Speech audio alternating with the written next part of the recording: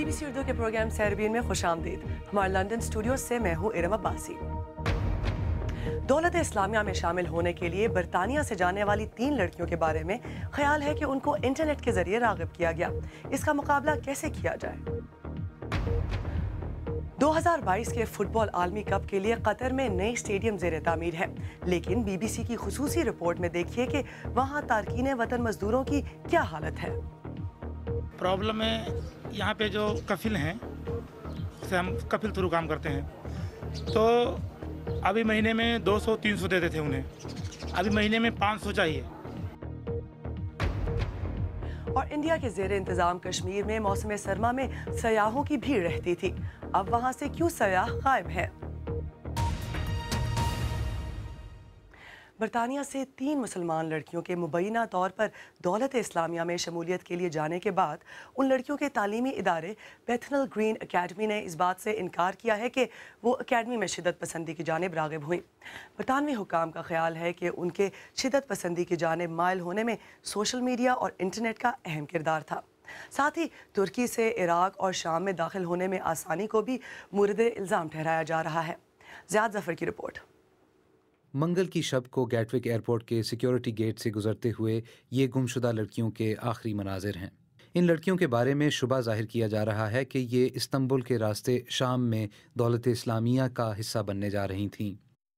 آج 15 سالہ شمیمہ کی فیملی نے میڈیا کے ذریعے ایک اپیل میں کہا، اگر تمہیں یہ پیغام پہنچتا ہے تو ہمارے ساتھ رابطہ کرو اور ہمیں بتاؤ کہ تم محفوظ ہو. ہم تمہیں گھر دیکھنا چاہتے ہیں، تمہاری جگہ گھر میں ہے. قتیزہ سلطانہ کے اہل خانہ نے بھی اس سے گھر واپس آنے کی اپیل کی. ہم تم سے بہت پیار کرتے ہیں اور پچھلے 4 دن ایک برے خواب کی طرح گزرے ہیں. ہم بس چاہتے ہیں کہ تم سب گھر صحیح سلامت لوٹ آؤ. یہ ایک بہت پریشان کن صورتحال ہے اور ظاہر ہے کہ ہم ان کی بازیابی کے لیے ہر ممکن کوشش کریں گے، لیکن اس سے ایک بات واضح ہوتی ہے اور وہ یہ کہ ہم اسلامی شدت پسندوں کا مقابلہ صرف پولیس اور بارڈر کنٹرول سے نہیں کر سکتے. مشرقی ترکی میں اشکلا کے شہر میں یہ بارڈر کراسنگ شام میں داخل ہونے کا ایک عام ذریعہ ہے، لیکن حالیہ دشوار موسم کی وجہ سے کچھ دنوں کے لیے یہ کراسنگ بند رہی ہے اور اس وجہ سے امید کی جا رہی ہے کہ برطانوی لڑکیاں ابھی تک ترکی میں ہی موجود ہیں. لڑکیوں کے اسکول کے پرنسپل کا کہنا ہے کہ اس بات کے کوئی شواہد نہیں ملے کہ یہ لڑکیاں اسکول میں بنیاد پرست نظریات کی جانب مائل ہوئی تھیں، اور مقامی لوگوں نے اس بات پر حیرت کا اظہار کیا ہے. یہ والدین اور اساتذہ کی ذمہ داری ہے کہ وہ ان بچوں کی نگرانی کریں اور انہیں صحیح راہ پر رکھیں. یہ عقل مند ضرور ہوں گے لیکن انہوں نے دنیا نہیں دیکھی. برطانوی پولیس کا کہنا ہے کہ لڑکیوں کی تلاش کے لیے اس کے اہلکار ترکی پہنچ گئے ہیں، مگر اس بات کی تصدیق نہیں ہوئی کہ ان کا کردار کیا ہوگا. زیاد ظفر، BBC نیوز. اور اسی صورتحال پر مزید بات کرنے کے لیے اس وقت ہمارے ساتھ اسٹوڈیوز میں موجود ہیں برطانوی مسلمانوں کے امور کی ماہر ڈاکٹر سندس علی. خوش آمدید. سب سے پہلے ڈاکٹر صاحبہ یہی بتائیے گا کہ یورپ سے جو جہادیوں کی بھرتی انٹرنیٹ کے ذریعے ہوتی ہے، انٹرنیٹ کتنا مؤثر ٹول ہے؟ انٹرنیٹ بہت ہی ایک وائٹل ٹول ہے because it's a widely accessible medium جو بہت ہی easily the young generation can access it. ان کے پاس یہ بہت ہی ایک they have it at hand easily for them to really explore. اور اس میں ہم نے دیکھا ہے کہ کچھ کیسز آئے ہیں in the past few years جس میں youngsters radicalize ہو رہے ہیں. But I would stress that this is not the only way and not the only medium. Radicalization ہو سکتی ہے سوسائٹی میں different mediums کے through. It may be through community centers, through other other forms. So this is not the only way. ایسا تو نہیں ہے کہ internet کو اسکروٹنائز نہیں کیا جاتا، تو کیا اسے برطانوی انٹیلیجنس کی غفلت سمجھا جائے؟ اس میں I would say it's not the state's fault کہ ہم ان کو کہہ سکتے ہیں کہ وہ اپنی maybe they're not doing their job. I think they are investigating. لیکن اس میں actual different factors ہیں. I think اس میں لیڈرشپ کا ایک پرابلم یہ ہے کہ وہ انگیج نہیں کر رہے افیکٹولی مسلم کمیونٹی کے ساتھ، اسپیشلی ینگسٹرس کے ساتھ، اور اس میں مسلم سول سوسائٹی کا بھی ایک ہینڈ ہے. ان کی جو لیڈرشپ ہے، ان کے جو امامز ہیں for example, they are not being able to engage with the youngsters. So the young generation are really left confused کہ وہ کس کے پاس جائیں گائیڈنس کے لیے، کس کو ریچ آؤٹ کریں. سو دیر از اے مس ریپرزینٹیشن ان دیٹ لیڈرشپ. آپ کے خیال میں اس کے علاوہ اور کیا وجوہات ہیں جس کی وجہ سے برطانوی اور یورپی مسلمان انتہا پسندی کی جانب راغب ہو رہے ہیں؟ ریسرچ جو میں نے کی ہے اس میں یہ نظر آتا ہے کہ there are a number of factors such as socio economic deprivation, media's representation, so media میں مسلمس کو کس طرح ریپرزینٹ کیا جاتا ہے. Also there is like a sad a leadership problem and there is alienation in society. So there are for example کافی Muslims there living alone. یہ ہماری جو رپورٹ ابھی آئی ہے برٹش مسلمز اینڈ نمبرز، اس میں سے یہ ہائی لائٹ ہوا ہے. دیر is also I would say کہ دا ہوم انوائرمنٹ، جو گھر کا انوائرمنٹ ہوتا ہے، اس میں جو پیرنٹس اور چلڈرن کی ریلیشن شپ ہے وہ کس طرح پلے آؤٹ ہو رہی ہے. یہی میں پوچھنا چاہوں گی کہ کیا یہ ایسے بچے والدین کے قریب نہیں ہوتے ہیں؟ وہ قریب ہوتے ہیں. آئی تھنک یہاں پہ ایک سوشل ڈائنامکس ہے سوسائٹی میں کہ جو انٹر جنریشنل ایک مس کمیونیکیشن ہے یہاں پہ. پیرنٹس اور چلڈرن ان کے بیچ میں وہ اس طرح کی ریلیشن شپس نہیں ہے آن دا ہول جس میں the children can really communicate with their parents. بہت بہت شکریہ ڈاکٹر صاحبہ. آئیے دیکھتے ہیں اس بارے میں ہمارے سوشل صفحات پر آپ کیا کہہ رہے ہیں. اشفاق ترین پشاور سے کہتے ہیں بچوں کی تربیت اگر ابتدا سے صحیح حدود پر کی جائے تو پھر وہ زندگی کے کسی مرحلے پر بھی گمراہ نہیں ہو سکتے. یاور خان پیرس سے لکھتے ہیں کہ بچوں کے خیالات اور ان کے رجحانات کس طرف جا رہے ہیں، اس پر نظر رکھنا والدین کا کام ہے. نعمان چشتی لاہور سے کہتے ہیں بچوں کو اپنے والدین کی نگرانی میں رہتے ہوئے سوشل میڈیا استعمال کرنے دینا چاہیے. آئیے اب دیگر اہم موضوعات پر نظر ڈالتے ہیں. شدت پسند تنظیم دولت اسلامیہ نے شام کے شمال مشرقی علاقے میں عیسائی آبادی کے ایک گاؤں پر قبضہ کر کے درجنوں افراد کو یرغمال بنا لیا ہے. برطانیہ میں موجود شام سے متعلق انسانی حقوق کے ادارے کے مطابق کم از کم 90 عیسائی مرد، خواتین اور بچوں کے اغوا ہونے کی خبر ہے. یورو زون کے وزراء آج یونان کی جانب سے اپنا قرض اتارنے کی تجاویز پر غور کریں گے. یورو زون کے سربراہ نے حال ہی میں کہا تھا کہ یونان معاہدے پر پہنچنے کے لیے پرعزم ہے لیکن اسے مشکلات کا سامنا رہے گا. روسی صدر ولادیمیر پوتن نے روسی ٹیلی ویژن کو انٹرویو میں کہا ہے کہ ہمسایہ ملک یوکرین سے جنگ کا امکان نہیں ہے. صدر پوتن نے منسک میں طے پانے والے جنگ بندی کے معاہدے کی حمایت کی اور اسے مشرقی یوکرین کو استحکام بخشنے کا بہترین طریقہ قرار دیا.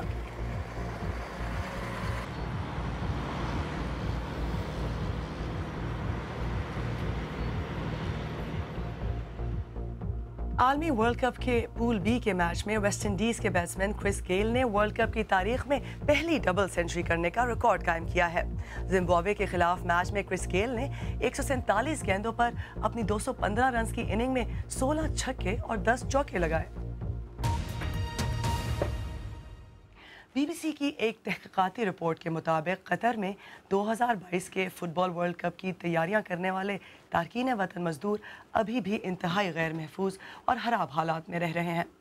بی بی سی کی ایک ٹیم نے خفیہ طور پر وہاں جا کر ان مزدوروں کی فلم بندی کی. ہمارے اسپورٹس کے نامہ نگار ڈین رون کی رپورٹ پیش کر رہے ہیں آصف فاروقی. دوحہ صحرا سے اٹھتا ہوا ایک نخلستان. 2022 کے ورلڈ کپ کا مرکزی اسٹیڈیم خلیفہ جو اب تک کا سب سے بڑا پروجیکٹ ہے اور غیر ملکی مزدوروں پر منحصر ہے. اس پروجیکٹ کا معیار بظاہر تو بہت اعلیٰ اور بلند ہے، لیکن اس بات پر اب بھی تشویش ہے کہ قطر اس طرح کے مزدوروں کی ہلاکتوں اور اپنے متنازع کفالہ سسٹم پر کسی طرح کی کارروائی کرنے میں ناکام رہا ہے. کفالہ کے تحت مالکان ایک طرح سے مزدوروں کے مالک ہوتے ہیں. دنیا کے امیر ترین ملک کے شہر دوحہ کے مضافات میں یہ مزدوروں کا کیمپ ہے. یہاں صحافیوں کو جانے کی اجازت نہیں ہے، لیکن ہماری ٹیم کے کچھ لوگ ایسے 3 مقامات پر داخل ہونے میں کامیاب رہے. ایک کمرے میں 15 مزدور انتہائی غلیظ حالات میں رہتے ہیں. مزدوروں نے اپنی شناخت ظاہر نہ کرتے ہوئے بتایا کہ ان کے حالات میں کوئی بہتری نہیں آئی. نہیں، ایسا کیسے جا سکتا ہے؟ کمپنی جب دیے گا نا پاسپورٹ تبھی تو ٹکٹ ملے گا، تبھی تو جا سکتا ہے. اور پرابلم ہے یہاں پہ جو کفیل ہیں، سے ہم کفیل تھرو کام کرتے ہیں، تو ابھی مہینے میں 200-300 دیتے تھے انہیں، ابھی مہینے میں 500 چاہیے ہر مہینے. 1 سال پہلے فیفا نے اصلاحات پر زور دیا تھا، لیکن ناقدین کا کہنا ہے کہ حالات بہتر نہیں ہوئے. ہمیں کوئی تبدیلی نظر نہیں آئی اور کفالہ سسٹم بھی موجود ہے. یہ 21ویں صدی میں غلامانہ نظام ہے اور اسے تبدیل ہونا ہی چاہیے. قطر کا کہنا ہے کہ ورلڈ کپ کے ان پروجیکٹس میں حفاظت کے اعلیٰ معیار اپنائے جا رہے ہیں اور بدعنوانی کو دور کرنے کے لیے اب اجرتوں کی ادائیگی الیکٹرانک نظام کے تحت کی جائے گی۔ ادھر مزدوروں کے کیمپ میں قطر ورلڈ کپ کے خوابوں کی تعمیر کرنے والے یہ مزدور اپنے حقوق کے لیے اب بھی جدوجہد کر رہے ہیں۔ آپ بی بی سی اردو کا پروگرام سیربین دیکھ رہے ہیں۔ پروگرام میں آگے چل کر دیکھیے گا دنیا میں غیر قانونی تارکین وطن کا سب سے مشکل اور خطرناک ترین راستہ کون سا ہے، اور انڈیا کے زیر انتظام کشمیر کی یہ وادیاں سیاحوں سے آج خالی کیوں ہیں۔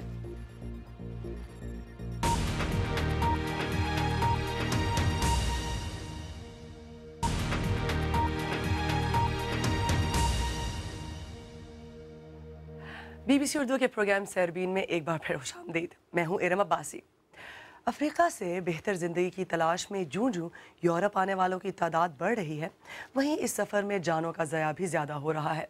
گزشتہ برس 3000 سے زیادہ لوگ اس سفر میں ہلاک ہوئے۔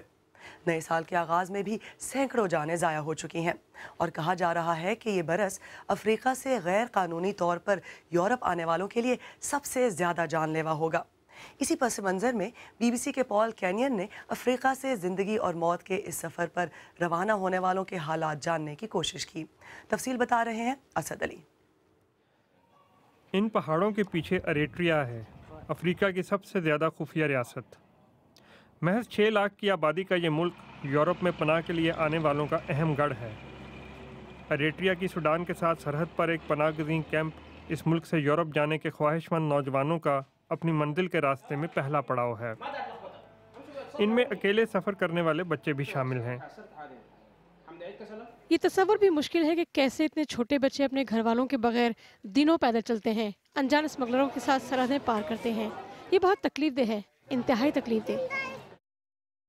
اور ان کی عمریں کم سے کم ہو رہی ہیں۔ آپ لوگوں میں سے کتنے اریٹریا سے پیدل آئے؟ آپ کی کیا عمر ہے؟ 10 سال؟ اور آپ؟ اور یہ تو صرف 7 سال کا ہے۔ اوہ، کتنی کم عمر کے بچے ہیں۔ اریٹریا میں فوج میں بھرتی 18 سال کی عمر میں شروع ہو جاتی ہے، اور یہ کب ختم ہوگی اس کی کوئی مدت نہیں۔ آپ کی کیا عمر ہے؟ 17۔ اور آپ اریٹریا سے کیوں نکلے؟ فوج میں جبری بھرتی۔ آپ کہاں جانا چاہتے ہیں؟ میں پہلے خرطوم اور پھر یورپ جانا چاہتا ہوں۔ اپنی منزل تک پہنچنے کے لیے ان کو پہلے سہارا اور پھر لاقانونیت کے شکار لیبیا سے گزرتے ہوئے ہزاروں میل کا سفر کرنا ہوگا۔ اس سفر میں پیاس سے ہلاکتوں کی تعداد بھی بہت زیادہ ہے۔ لیبیا کے ساحل تک پہنچنے کے بعد یورپ صرف 200 میل دور رہ جاتا ہے۔ سسلی میں میری ملاقات ایک 15 سالہ پناہ گزین سے ہوئی جو خالی جیب لیبیا کے ساحل تک پہنچا تھا۔ اس نے ہم سے اپنی شناخت ظاہر نہ کرنے کی شرط پر بات کی۔ وہاں پر بہت سے انسانی اسمگلر ہیں، انہوں نے میری دستاویزات پر قبضہ کر لیا۔ میرے پاس پیسے نہیں تھے، لیکن پھر میں نے کہا کہ میں کشتی چلانے میں ان کی مدد کر سکتا ہوں۔ کشتی میں تقریباً 300 لوگ سوار تھے۔ ان کی زندگیاں ایک 15 سالہ لڑکے کے ہاتھ میں تھیں۔ وہ کم عمر ہونے کی وجہ سے سزا سے بچ گیا۔